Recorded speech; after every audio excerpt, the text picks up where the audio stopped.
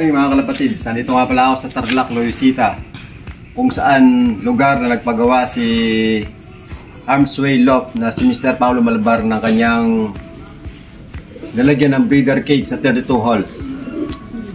Tara, ito nga pala at last day ko na ngayon, nag-aakot na pala ako ng gamit ko ngayon.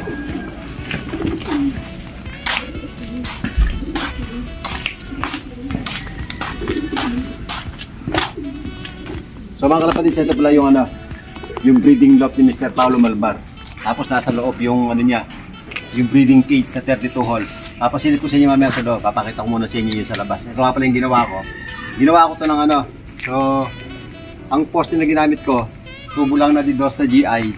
So gumamit ako ng 5 piraso. So bali yung poste niya is 10 pieces, long span, tsaka 2x2 na steel matting, at saka 1.5 na tubular at saka 1x1 na tubular ang ginamit ko.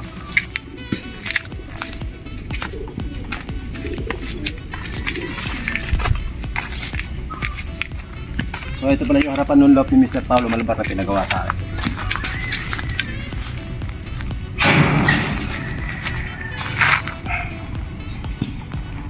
So mga kalapatids, ito nga pala yung pinagawa niya sa aking breeder cage na 32 holes. So, bali dito sa may kabilang side na to is 16 holes. Tapos dito sa kabila, 16.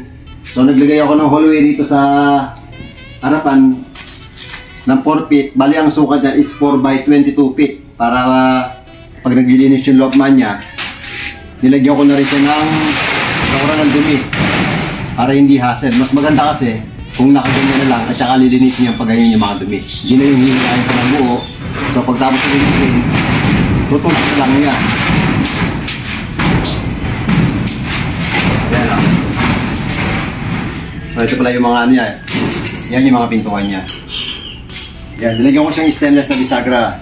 Yan. So pati yung ilalim niya, nilagyan ko na rin mga kalapatids ng ng mga sauran ng dumi. Ayan o. Lahat yan nilagyan ko.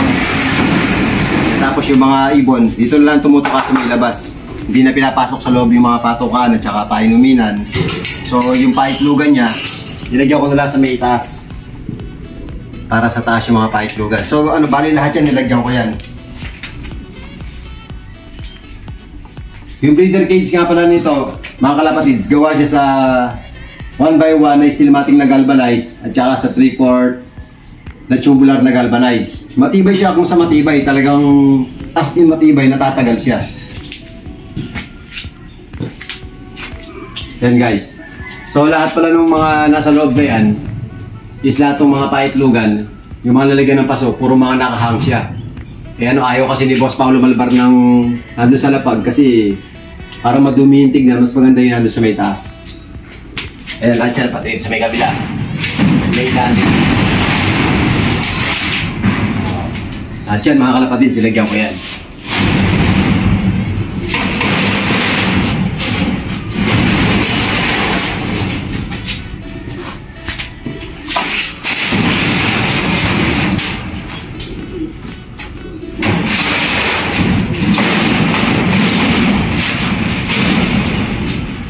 Tutulak na lang yan.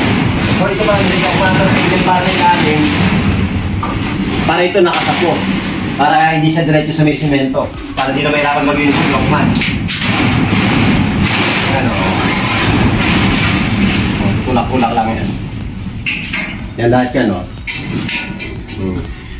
So lahat yan, pag binuksan yan, isang direksyon lang yung mga pinto niya.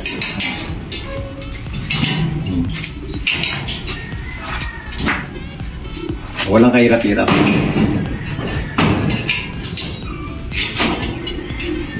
Bali palang haba ng breeding loft niya na to, mga kalapatids, is 22 feet. 4x10x22 feet.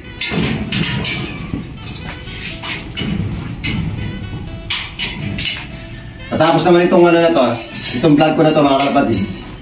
So, patidistino na naman ako sa Quezon City. Magpapagawa na naman si Boss Paulo Malbar ng isa pang loft, kaya abangan ninyo yung susunod na vlog ko.